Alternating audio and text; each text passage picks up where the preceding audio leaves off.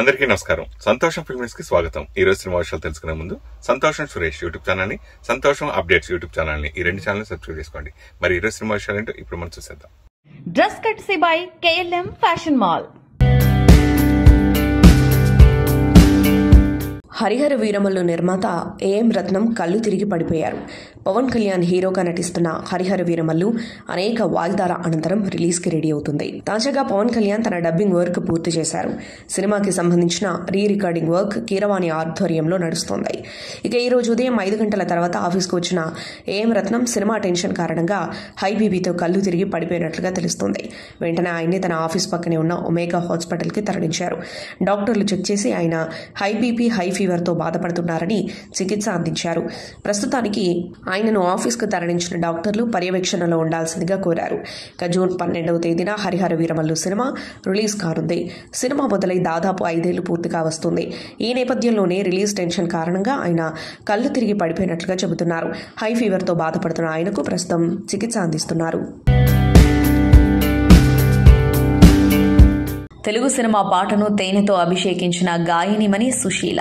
కొన్ని తరాలను ప్రభావితం చేసిన స్వరం ఆమె సొంతం. కమ్మని పాటల కోయిలమ్మగా ఆమె గురించి చెప్పుకుంటూ ఉంటారు. అలాంటి సుశీల తాజాగా పాప్కార్న్ అనే యూట్యూబ్ ఛానల్ వారికి ఇచ్చిన ఇంటర్వ్యూలో అనేక విషయాలను గురించి ప్రస్తావించారు. అటు ఘంటసాల గారితోనూ ఇటు బాలు గారితోనూ కలిసి నేను పాడాను. అలా పవిత్రమైన పాటలను, హుషారైన పాటలను పాడే అవకాశం నాకు లభించింది. ఘంటసాల గారు పాడితే ఎన్టీఆర్ గారికి, ఏఎన్ఆర్ గారికి సరిగ్గా సరిపోయేది. ఆ తర్వాత బాలుగారు కూడా అలాగే మెప్పించారు. బాలుగారు కూడా ఎన్నో కష్టాలు పడ్డారు. చివరి నిమిషం వరకు పాటల పట్ల తన ప్రేమను కనబరుస్తూనే వచ్చారు. ఆయన పోయిన తర్వాత అంతా చీకటైపోయింది అని అన్నారు. అప్పట్లో గాయని గాయకులు, ఆర్టిస్టులకు మధ్య ప్రత్యక్ష సంబంధాలుండేవి. సింగర్స్ కొన్ని పదాలను ఎలా పలుకుతున్నారు, ఏ ఎక్స్ప్రెషన్ అక్కడ అవసరమవుతుంది అనేది తెలుసుకోవడానికి అప్పుడప్పుడు సావిత్రి గారు, జమున గారు రికార్డింగ్ థియేటర్కి వచ్చేవారు. భక్త ప్రహ్లాద సినిమాలో నేను రోజారమణికి పాడుతుంటే ఆ పాపను తీసుకొచ్చి రికార్డింగ్ థియేటర్లో కూర్చోబెట్టేవారు. అంతటి అంకిత భావం ఆ రోజుల్లో ఉండేదని చెప్పారు. పవర్ స్టార్ పవన్ కళ్యాణ్ ప్రస్తుతం జెట్ స్పీడ్తో తాను ఒప్పుకున్న సినిమాలను పూర్తి చేసే పనిలో ఉన్నారు. ఇందులో భాగంగానే ఒక్కో సినిమాను పూర్తి చేస్తున్నారు. ఇప్పటికే హరిహర వీరమల్లు షూటింగ్ను పూర్తి చేసిన ఆయన ఇప్పుడు మోస్ట్ అవైటెడ్ ఫిల్మ్ ఓజీ షూటింగ్లో పాల్గొంటున్నాడు. ప్రస్తుతం ఈ మూవీ ముంబైలో షూటింగ్ జరుపుకుంటుంది. ఇటీవల షూట్ నుంచి పవన్ ఫోటోలు, వీడియోలు కూడా లీక్ అయ్యాయి. అయితే పవన్ రాజకీయాల్లో బిజీ కావడంతో ఆగిన ఓజీ సినిమా ఎట్టకేలకు పూర్తవుతుందని అభిమానులు సంతోషించే లోపే ఓ నటుడి వల్ల ఈ సినిమా షూటింగ్కి మళ్లీ బ్రేక్ పడింది. ముంబైలోని గొరేగావ్ ప్రాంతంలోని అరే కాలనీలో ఓజీ కొత్త స్కెడ్యూల్ను రీసెంట్గా చిత్రం యూనిట్ మొదలుపెట్టింది. ఇందులో భాగంగా హీరో పవన్, విలన్ ఇమ్రాన్ హష్మీల మధ్య కీలక సన్నివేశాలు చిత్రీకరిస్తున్నారు. ఈ క్రమంలో షూట్కి వచ్చిన ఇమ్రాన్ హష్మీ అనారోగ్యం బారిన పడ్డారు. వైద్య పరీక్షలు చేయించుకోగా ఆయనకి డెంగ్యూ అని తేలింది. దాంతో వైద్యులు వారం పాటు విశ్రాంతి తీసుకోవాలని సూచించారు. ఈ విషయాన్ని ఇమ్రాన్ దర్శకుడు సుజిత్, నిర్మాత డివివి దానయ్యలకి తెలియజేశారు. వారు పవన్ దృష్టికి ఈ విషయం తీసుకెళ్లారు. దాంతో మంచి మనసుతో అర్థం చేసుకున్న పవర్ స్టార్ ఇమ్రాన్ కోలుకున్న తర్వాతే షూటింగ్ చేద్దామని చెప్పినట్లు సమాచారం. యువ దర్శకుడు సుజిత్ తెరకెక్కిస్తున్న ఓజీలో పవన్ సరసన హీరోయిన్ గా ప్రియాంక మోహన్ నటిస్తున్న విషయం తెలిసిందే.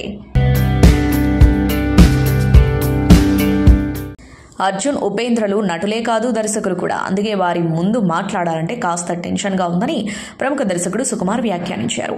నటుడు అర్జున్ దర్శకత్వంలో ఆయన కుమార్తె ఐశ్వర్య, నిరంజన్ ప్రధాన పాత్రలలో నటించిన చిత్రం సీతాపయనం టీజర్ లాంచ్ కార్యక్రమం జరిగింది.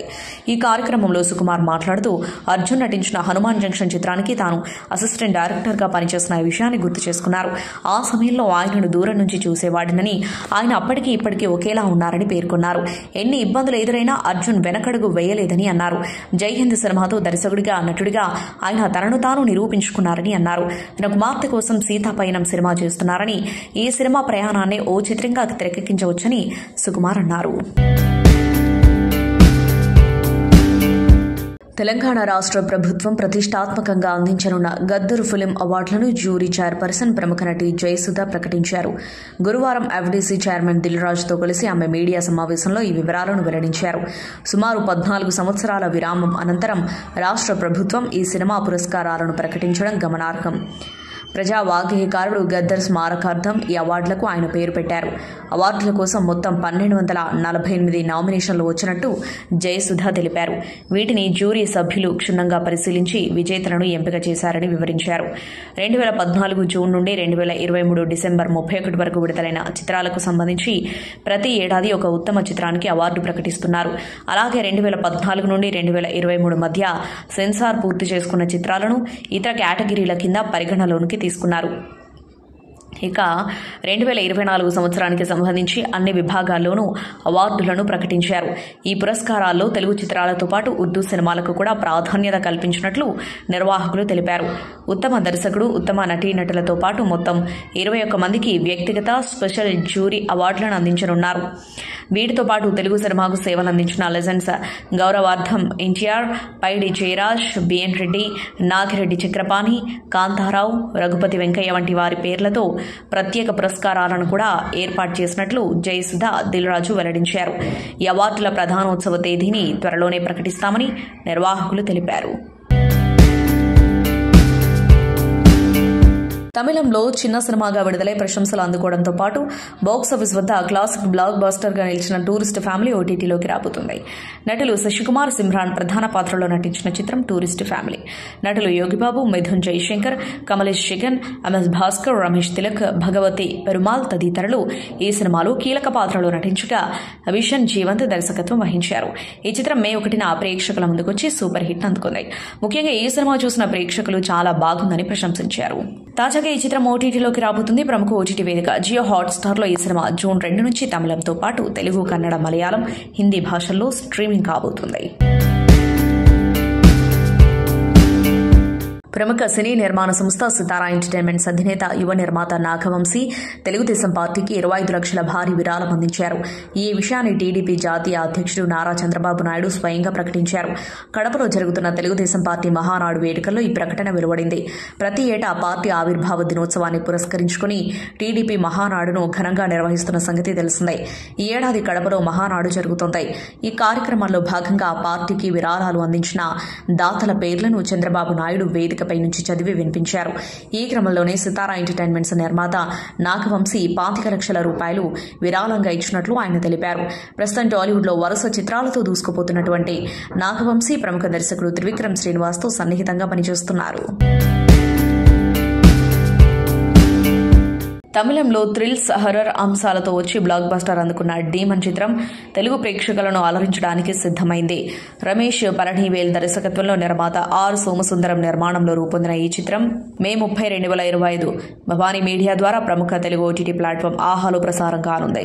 సచిన్ మణి మరియు అవర్నతి ప్రధాన పాత్రల్లో నటించిన ఈ చిత్రంలో సురతి పెరియాసామి, పుంకే అశ్విన్, రవీనా కీలక పాత్రల్లో అదరగొట్టారు. తమిళ సినీ పరిశ్రమలో విషాదం నెలకొంది. 5 దశాబ్దాలకు పైగా సినీ రంగంలో తనదైన ముద్ర వేసిన సీనియర్ నటుడు రాజేష్ మే 29 గురువారం చెన్నైలో కన్నుమూశారు. గుండెపోటు రావడంతో ఆయన తుది శ్వాస విడిచినట్లు కుటుంబ సభ్యులు తెలిపారు. ఆయన మరణం తమిళ చిత్ర పరిశ్రమను, అభిమానులను తీవ్ర దిగ్భ్రాంతికి గురిచేస్తున్నాయి. ప్రజల సందర్శనార్థం ఆయన పార్థివ దేహాన్ని చెన్నైలోని రామపురంలో ఉన్న ఆయన నివాసంలో ఉంచగా అభిమానులు, సినీ ప్రముఖులు ఆయనకు నివాళులు అర్పించేందుకు తరలివస్తున్నారు. కుటుంబం విషయానికి వస్తే రాజేష్ భార్య జోన్ సిల్వియా గతంలోనే మరణించగా రాజేష్ కి దివ్య, దీపక్ అనే 2 పిల్లలున్నారు. డిసెంబర్ 20, 1949న తమిళనాడులోని తిరువారూరు జిల్లా మన్నార్గుడిలో జన్మించిన రాజేష్ సినిమా రంగంలోకి ప్రవేశించడానికి ముందు ఒక పాఠశాల ఉపాధ్యాయుడిగా పనిచేశారు. 1974లో దిగ్గజ దర్శకుడు కె బాలచందర్ దర్శకత్వం వహించిన అవల్ ఒరు తొడర కథై చిత్రంతో ఆయన తన సినీ ప్రస్థానాన్ని ప్రారంభించారు. 1979లో విడుదలైన కన్ని పరువితిలే చిత్రంతో కథానాయకుడిగా తన మొదటి ప్రధాన పాత్రను పోషించారు. బాలీవుడ్ నటులు జాన్వీ కపూర్, సిద్ధార్థ్ మల్హోత్రా కలిసి నటించిన రొమాంటిక్ కామెడీ చిత్రం పరం సుందరి ఫస్ట్ లుక్ టీజర్ ను మేకర్స్ తాజాగా విడుదల చేశారు. దినేష్ విజన్ నిర్మిస్తున్న ఈ రొమాంటిక్ కామెడీ చిత్రాన్ని తుషార్ జలోటా దర్శకత్వం వహించారు. ఈ చిత్రం నార్త్ ఇండియాకు చెందిన పరం, సౌత్ ఇండియాకు చెందిన సుందరి మధ్య ప్రేమ కథగా సాగనుంది. వీరిద్దరి మధ్య సాంస్కృతిక భేదాలు, హాస్యభరితమైన సన్నివేశాలు సినిమాకు ప్రధాన ఆకర్షణగా నిలవనున్నాయి. పరం సుందరి చిత్రం జూలై 25, 2025న థియేటర్లలో విడుదల కానుంది. అజు వర్గీస్, లాల్ జింజ్ షాన్, నివాస్ వాలిఖున్ను, శ్రీజిత్ మహదేవన్ కీలక పాత్రలో నటించిన crime drama web series Kerala crime files 2023లో ఓటీటీ వేదికగా డిస్నీ ప్లస్ హాట్ స్టార్ వేదికగా విడుదలైన ఈ సిరీస్ మంచి థ్రిల్ పంచుంది. దానికి కొనసాగింపుగా Kerala crime files the search for CPO Ambaliraju సిద్ధమైంది.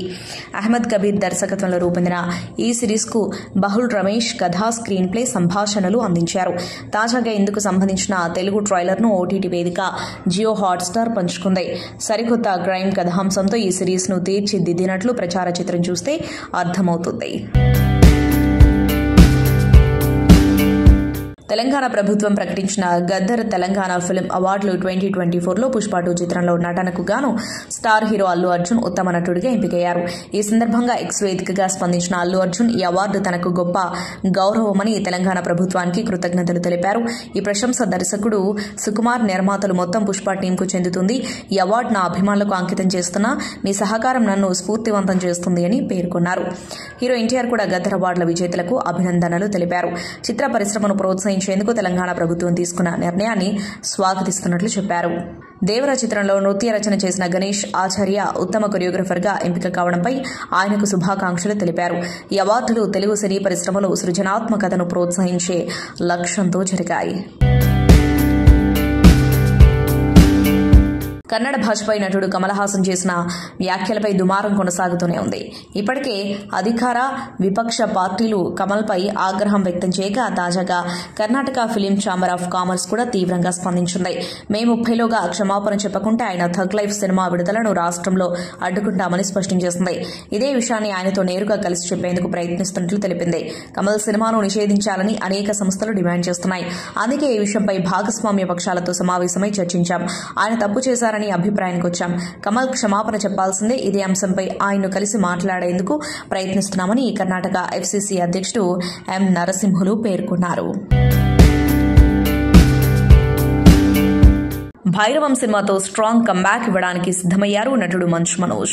ఆయనకు విషెస్ చెబుతూ సాయి దుర్గతేజ్ పోస్టు పెట్టారు. ఆయన స్క్రీన్ పై చూడటం కోసం ఆసక్తిగా ఎదురు చూస్తున్నట్లు చెప్పారు.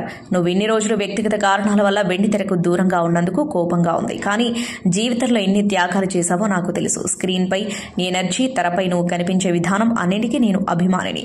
నువ్వు మరెన్నో ఉన్నత శిఖరాలు చేరుకోవాలి. ఇన్ని రోజులు బిగ్ స్క్రీన్ పై నిన్ను మిస్ అయ్యాను. గజపతి పాత్ర నీ కెరీర్లోనే బెస్ట్ గా నిలుస్తుంది. నా బాబాయివి, సోదరుడివి, కుటుంబ సభ్యుడి కంటే ఎక్కువ. నీ కబ్యాక్ కోసం ఎదురు చూస్తున్నాను. ఆల్ ది బెస్ట్ అని పోస్ట్ పెట్టారు. మనోజ్తో దిగిన ఫోటోను షేర్ చేశారు. అలాగే నారా రోహిత్, బెల్లంకొండ సాయి శ్రీనివాసులను కూడా సాయి దుర్గతేజ్ విష్ చేశారు. అగ్ర కథానాయకుడు AP deputy CM Pawan Kalyan తన సినిమాల వేగాన్ని పెంచారు. ఇప్పటికే హరిహర వీరమల్లు షూటింగ్ పూర్తి కాగా ఇందుకు సంబంధించిన డబ్బింగ్ ను కూడా పూర్తి చేశారు. ఈ విషయాన్ని తెలియజేస్తూ చిత్ర బృందం అప్డేట్ ను పంచుకుంది. హరిహర వీరమల్లు డబ్బింగ్ ను అన్స్టాపబుల్ ఫోకస్ ఫైర్ తో పవన్ కళ్యాణ్ పూర్తి చేశారు. ఆయనకున్న బిజీ స్కెడ్యూల్ కారణంగా రాత్రి 10 గంటలకు డబ్బింగ్ మొదలవగా ఏకదాటిగా 4 గంటల్లో పూర్తి చేశారు. పవర్ తుఫానుకు సిద్ధంగా ఉండండి, జూన్ 12న మీ ఉత్తేజం ఉరకలేస్తుంది అని చిత్ర బృందం పేర్కొంది. పేరాడికల్ యాక్షన్ డ్రామాగా రూపొందుతున్న ఈ మూవీలో పవన్ కళ్యాణ్ పోరాట యోధుడిగా కనిపించనున్నారు. రాష్ట్ర ప్రభుత్వం ప్రతిష్టాత్మకంగా 14 ఏళ్ల తర్వాత గద్దర్ ఫిలిం అవార్డుల విజేతలను ప్రకటించింది. 11 కేటగిరీల్లో మొత్తం 1248 నామినేషన్లను పరిశీలించిన జ్యూరీ 2014 నుంచి 2023 వరకు సెన్సార్ అయిన చిత్రాలతో పాటు 2024కు సంబంధించిన సినిమాలను పరిగణలోనికి తీసుకుంది. తెలుగుతో పాటు ఉర్దూ చిత్రాలకు కూడా అవార్డుల్లో ప్రాధాన్యత ఇచ్చారు. 2024 ఉత్తమ ఫీచర్ చిత్రాల విభాగంలో మొదటి అవార్డు కల్కి 2898 ఏడీకి, రెండో అవార్డు పొట్టేల్, మూడో అవార్డు లక్కీ భాస్కర్ కు దక్కాయి. ఉత్తమ బాలల చిత్రంగా 35 ఇది చిన్న కథ కాదు, హిస్టరీ విభాగంలో రజాకార్, ఉత్తమ ప్రజాదరణ చిత్రంగా ఆయ్ ఎంపికయ్యాయి. ఉత్తమ పరిచయ దర్శకుడిగా కమిటీ కుర్రాళ్లు, దర్శకుడు యదువంశీ ఎంపికయ్యారు. వ్యక్తిగత విభాగాల్లో 21 మందికి అవార్డులు లభించాయి. ఉత్తమ నటుడిగా పుష్ప 2 చిత్రానికి అల్లు అర్జున్, ఉత్తమ నటిగా 35 ఇది చిన్న కథ కాదు చిత్రానికి నివేదా థామస్ ఎంపికయ్యారు. ఉత్తమ దర్శకుడిగా కల్కి చిత్రానికి నాగ్ అశ్విన్ అవార్డు అందుకున్నారు. ఉత్తమ సహాయ నటుడిగా సరిపోదా శనివారం చిత్రానికి ఎస్జే సూర్య, ఉత్తమ సహాయ నటిగా అంబాజీపేట మ్యారేజ్ బ్యాండ్ చిత్రానికి శరణ్య ప్రదీప్ ఎంపికయ్యారు. ఇక సాంకేతిక విభాగాల్లో ఉత్తమ గేయ రచయితగా రాజు యాదవ్ చిత్రానికి చంద్రబోస్, ఉత్తమ సంగీత దర్శకుడిగా రజాకార్ చిత్రానికి బీమ్స్, ఉత్తమ నేపథ్య గాయకుడిగా ఊరి పేరు భైరవకోన చిత్రానికి సిద్ శ్రీరామ్, ఉత్తమ నేపథ్య గాయనిగా పుష్ప2 సూజేకి అగిరవ్వ పాటకు శ్రేయా ఘోషల్ అవార్డులు అందుకున్నారు. ఉత్తమ హాస్య నటులుగా మత్తు వదలరాటు చిత్రానికి సత్య వెన్నెల కిషోర్ ఎంపికయ్యారు. ఇక స్పెషల్ జ్యూరీ అవార్డుల్లో లక్కీ భాస్కర్ చిత్రానికి దుల్కర్ సల్మాన్, పొట్టేల్ చిత్రానికి అనన్య నాగల్లా, కా చిత్రానికి దర్శకులు సుజీత్ సందీప్ ఎంపికయ్యారు. తెలుగు సినిమాపై ఉత్తమ పుస్తకంగా రెంటాల జయదేవ్ రచించిన మన సినిమా ఫస్ట్ రీల్ ఎంపికైంది. ఈ అవార్డులను జూన్ 14న హైదరాబాద్లోని హెచ్ఐసిసి వేదికగా ఘనంగా ప్రదానం చేయనున్నారు. కాగా తెలంగాణ ప్రభుత్వానికి టాలీవుడ్ నిర్మాణ సంస్థలు గదర్ అవార్డును ప్రకటించిన నేపథ్యంలో కృతజ్ఞతలు తెలిపాయి. ఎక్స్ వేదికగా నిర్మాణ సంస్థలు ప్రభుత్వానికి కృతజ్ఞతలు తెలుపుతూ పోస్టులు పెట్టాయి. సీఎం రేవంత్ రెడ్డికి దర్శక నిర్మాతలు ప్రత్యేక కృతజ్ఞతలు తెలిపారు.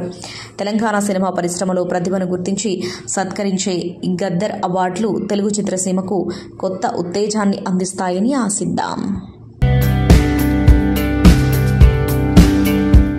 మీ బెజవాడ, ఇప్పుడు మీ విజయవాడలో ఈ సినిమా ట్రైలర్ లాంచ్ చేయటం, ప్లస్ అక్కడ ఇప్పుడు డెవలప్మెంట్స్ గురించి కానీ, ఇప్పుడు సినిమా ఇండస్ట్రీ గురించి పవన్ కళ్యాణ్ గారు చేస్తున్న దీని గురించి కానీ, వాటి గురించి మీరు ఏం చెప్తారు? 100% ఇది నా ఒక్కడికని కాదు, అందరూ చూస్తున్నటువంటి విషయమే. మేము యాక్చువల్గా రూపేష్ తెలుసు కదా, మీకు ఐడియా ఉంది, ప్రొడ్యూసర్ హీరో తన్ని యాక్చువల్గా రూపేష్ మీకు చిన్న ఐడియా ఉంటే కనుక ఆర్బీ చౌదరి గారి కజిన్. ఆర్బీ చౌదరి గారు అంటే 100 సినిమాలు తీశాడు మన రామానాయుడు గారి లాగా. తమిళ్, మలయాళం, తెలుగు, కన్నడ అన్నీ కలిపితే ఆయన హిందీ మొత్తం 100 సినిమాల పైన తీశారు. ఆయన కజినే కాబట్టి చిన్నప్పటి నుంచి తన సినిమా ఫాలో అవుతున్న వ్యక్తే.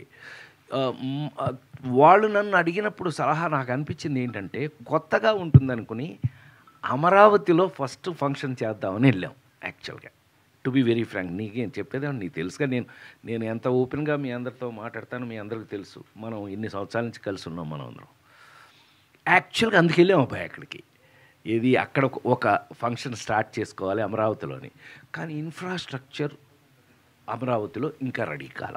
అంటే ఇప్పుడు మనం గబుక్కున హైదరాబాద్లో మనం ప్రెస్ మీట్ మీ అందరినీ పిలవాలి అని అంటే గబుక్కున ప్రసాద్ ల్యాబా, ఎఫ్ఎన్సీసీగా ఇట్లా వచ్చేస్తుంది ఏదో ఒకటి, రవీంద్ర భారత ఏదో ఒకటి. అక్కడ ఇంకా రెడీ కాల. తద్వారా మేము ఆ రోజున మాకు అంటే మరి 30 రిలీజ్ కదా మనకి, తద్వారా మనకున్న కంఫర్ట్ని బట్టి తుమ్మలపల్లి కళాక్షేత్రంలో చేసేయటం జరిగింది. సో అక్కడ యాక్చువల్గా అమరావతిలో ఫస్ట్ సినిమా ఫంక్షన్ చేద్దామని వెళ్ళాం. ఎందుకంటే నీకు అర్థమైంది, ఈ పాటికి ట్రైలర్ చూసేటప్పటికి అర్థమైంది, ఇది ప్రతి ఇంటి కథ, ప్రతి ఇంట్లోనూ జరిగేటటువంటి కథ. మనకున్న మన తెలుగు వాళ్ళు పర్టికులర్గా మన ఇళ్లల్లో ఉన్నటువంటి సమస్యలు లేదు సంతోషాలను, లేదు గోలను, లేకపోతే గొడవలను, ఏమైనా నువ్వు ఒక ఇంట్లో జరిగేటటువంటి మన సంస్కృతి సంప్రదాయాన్ని మన తెలుగు వాళ్ళ ఇళ్ళు మరి ముఖ్యంగా ప్రతిబింబించే చిత్రమే షష్ఠపూర్తి. సో అందుకని ఇక్కడ ఎలాగో చేస్తాం, హైదరాబాద్లోనూ వరంగల్లోనూ ఒకటి చేద్దాం అనుకున్నాం. సో అక్కడ ఒకటి చేసి అమరావతిలో ఒకటి చేసి సరదాగా ఇక్కడికి వచ్చి కొత్త రాజధాని కదా అని అక్కడ చేసి ఇక్కడికి వచ్చి చేద్దాం అనుకున్నాం. అందుకని అక్కడ చేయడం జరిగింది. మీరు లెజెండరీ యాక్టర్, ప్లస్ ఎన్నో అద్భుతమైన సినిమాలు హీరోగా చేసినా కానీ ప్రొడ్యూసర్గా మేడమ్, రాంబంటు ఇలా మీరు తీసిన సినిమాలో చిరస్థాయిగా ఉండిపోయి అద్భుతమైన సినిమాలు. రాంబంటు సినిమాలు నేను కూడా ఆర్టిస్ట్గా ఇంట్రొడ్యూస్ అయ్యాను మీ సినిమా అనుకోండి. సో ఒక నిర్మాతగా ప్లస్ యాక్టర్గా ఇప్పుడున్న పరిణామాల గురించి మీరు ఏం చెప్తారు అంటే? ఇది 2 పద్ధతులు ఉన్నాయి అబ్బాయి. మొహమాటం లేకుండా మాట్లాడుకోవటం, కొద్దిగా పడుతూ మాట్లాడటం. మనకు మొహమాటం లేకుండా మాట్లాడటమే మొదటి నుంచి అలవాటు మనకు. మీ ముందు నేను గత 30 సంవత్సరాలుగా మీ ముందు ఉన్న దాని ప్రకారం అయితే గత 30 సంవత్సరాలుగా మొహమాటం లేకుండా మాట్లాడేయాలి అంటే కనుక సినిమా పరంగా తమ్ముడు బోల్డంత మార్పు వచ్చేసింది, విపరీతమైన మార్పు వచ్చేసింది.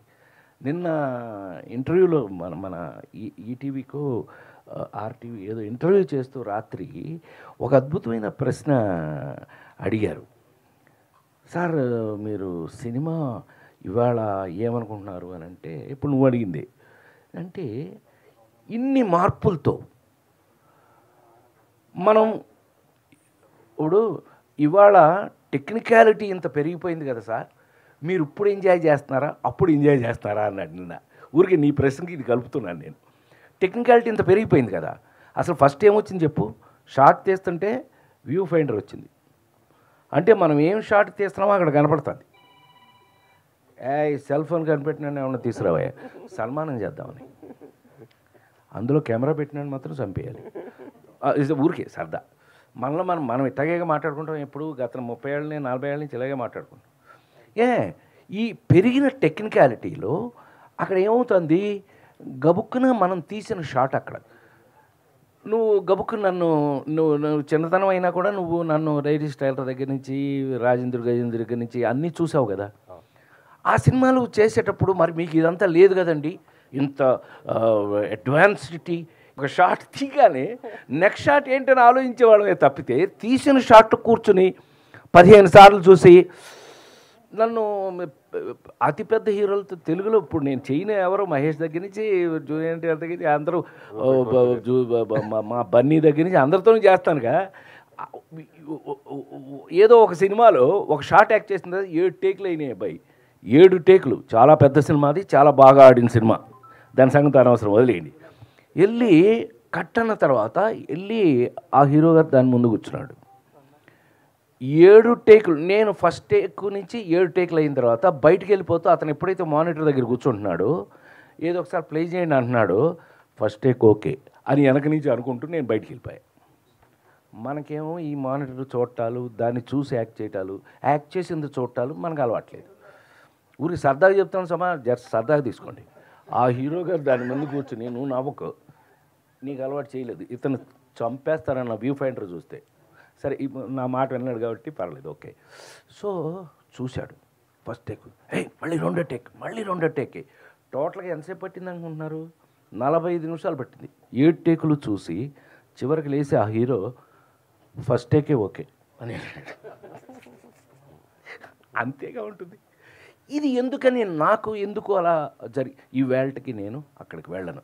ఎవరన్నా ఇలాంటి వాళ్ళు వెళ్ళి చూస్తానంటే కూడా నువ్వు డైరెక్షన్ చేస్తున్నావా అని అడుగుతా.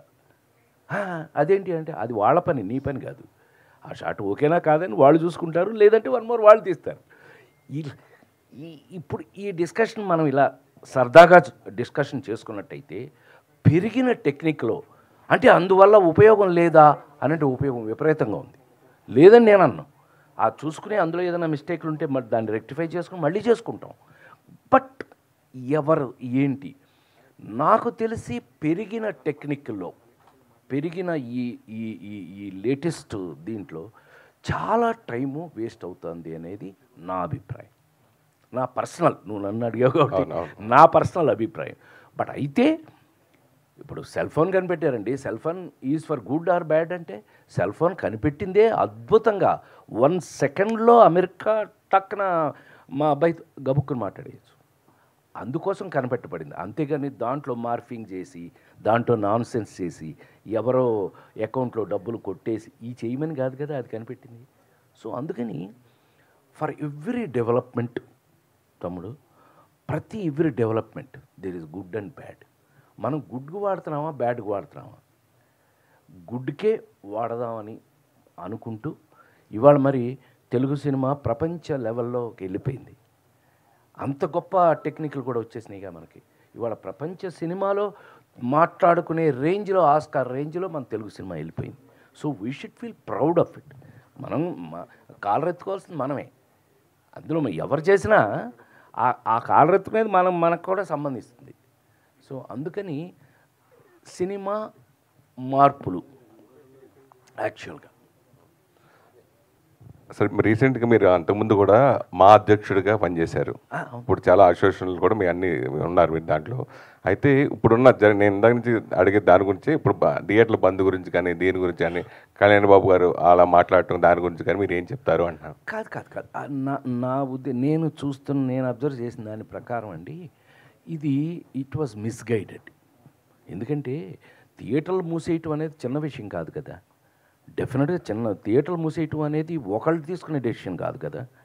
ఎవరో ఒక థియేటర్ లేకపోతే ఒక అతను ఒక డిస్ట్రిబ్యూటర్ ఒకళ్ళు తీసుకునే డెసిషన్ కాదుగా, అందరూ కలిసి సమిష్టిగా తీసుకోవాల్సినటువంటి డెసిషన్ అది. ఆ డెసిషన్ ఎవరో ఒకళ్ళు అనవసరంగా దాన్ని మిస్గైడింగ్లో తప్పు విధానంలో దాన్ని బయటకు న్యూస్ రావడం వల్ల అది తప్పుగా తీసుకోబడింది. చివరికి అది నిలబడలేదుగా, ఇవాళ అది నిలబడలేదుగా. మా పవన్ ఫీల్ అయ్యాడు అని అంటే అది జెన్యూన్. తను ఎందుకు ఫీల్ అయ్యాడు అని అంటే ఇదేంటి నా సినిమా రిలీజ్ ముందు ఈ మాట ఎవరన్నా కానీ దానికి కారకుడు ఎవరో పట్టుకోవాలి. ఇప్పుడు నువ్వు మీ పని అది మీరు పెట్టేస్తారు ఎలాగో. అది ఎవరో కారకుడు వాళ్ళని పట్టుకుని ఎందుకు జరిగిందో తెలుసుకుంటే కనుక ఇది క్లియర్ అయిపోతుంది. నాకు తెలిసి రన్నింగ్ థియేటర్స్ సడన్గా బంద్ 1 తారీఖుని జూన్ 1 నుంచి బంద్ చేశారనే మాట చిన్నది కాదు. అలా ఇంకెప్పుడు జరగకూడదని నేను కోరుకుంటున్నాను. ఏది 48 సంవత్సరాలుగా ఇండస్ట్రీలో ఉండి అలా పిచ్చి డెసిషన్ గబుక్కుని ఏదో ఎవరో అన్నారండి, ఎవరో అన్నది అందులోకి వచ్చేసింది, అది మీ అందరికీ ఎవరో చెప్పుంటారు, ఆటోమేటిక్గా మీరు వేసేస్తారు. మీకేముంటుంది, న్యూసే కదా మీకు, ఇట్స్ ఎ న్యూస్. ఆటోమేటిక్గా మీరు అందరూ న్యూస్ వేసేసారు. న్యూస్ వేసేటప్పటికి అది క్వశ్చన్ మార్క్ అయింది. ఎవరు ఇప్పుడు పవన్ కళ్యాణ్ ఒక బాధ్యత తీసుకుని ఎందుకు అట్లా జరిగింది కనుక్కోమని దాన్ని సీరియస్గా తీసుకున్నాడు. ఎస్, ఈజీనే డిప్యూటీ సీఎం అండి, నాట్ ఏ జోక్.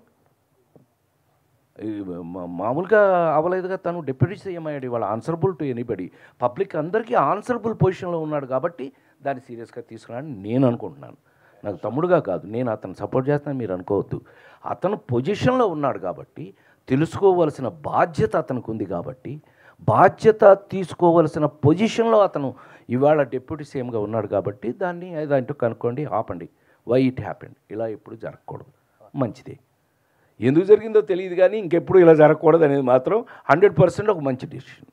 సరే, ఆ ఎక్స్పీరియన్స్ లేకపోయినా కానీ ఆడియన్స్ థియేటర్కి రావట్లేదు. ఆడియన్స్ థియేటర్ రప్పించడం కోసం రకరకాల తాయితాలు, చాలా కొన్ని పెద్ద సినిమాలు ఏమో వాళ్ళు కొన్ని రేట్లు పెంచుకున్నారు, చిన్న సినిమాలు ఏమో కొన్ని రేట్లు, ఇప్పుడున్న రేటు 200 అయితే మాది 100 రూపాయలకే మా సినిమా టికెట్ అమ్ముతున్నాము అని స్టేట్మెంట్లు ఇచ్చుకున్నారు. కొన్ని చిన్న సినిమాలు కూడా రేట్లు ఎక్కువ పెట్టే పర్మిషన్లు కూడా తీసుకుని అమ్ముకోవడం జరిగింది. సో మీ సినిమాని ఆడియన్స్ రప్పించడం కోసం మీరు ఏమి చేస్తున్నారు? మేము మంచి సినిమా ఇస్తున్నాం సార్. ప్రైజ్ తగ్గించడం పెంచడం మన చేతిలో లేని పని. మనం డిస్ట్రిబ్యూటర్స్ మీద వదిలేయాలి. థియేటర్స్ ఎగ్జిబిటర్స్ ఉన్నారు, వాళ్ళ క్యాలిక్యులేషన్స్ వాళ్ళు చూస్తారు. నేను కొత్తవాడిని అండ్ మంచి సబ్జెక్ట్ మన దగ్గర ఉన్నప్పుడు మంచి సబ్జెక్ట్ చూసి జనాలు వస్తారని నేను నమ్ముతాను. ఒక దర్శకుడిగా ఇండస్ట్రీలో ప్రూవ్ చేసుకోవాలంటే ఎన్ని కష్టాలు పడ్డాయో అందరూ అంత ముందు చూసాం. ఎస్పెషల్లీ మీరు, నాకు తెలిసి 15 సంవత్సరాల కష్టం. అంటే మధ్యలో సినిమాలు చేసినా రిలీజ్ సినిమా మొట్టమొదటి సినిమా ఇదే అవుతుంది. సో ఇన్నేళ్ల కష్టం ప్రతిఫలం వస్తున్న షష్ఠపూర్తి మీకు ఎలా ఉంటుంది?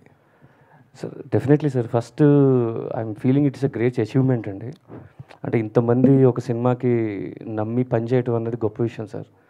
సో నేను కొత్తవాడిని అయినప్పటికీ కూడా ఇంతమంది కష్టపడి చేశారు కాబట్టి డెఫినెట్లీ ఫిలిం బాగుంటుందండి.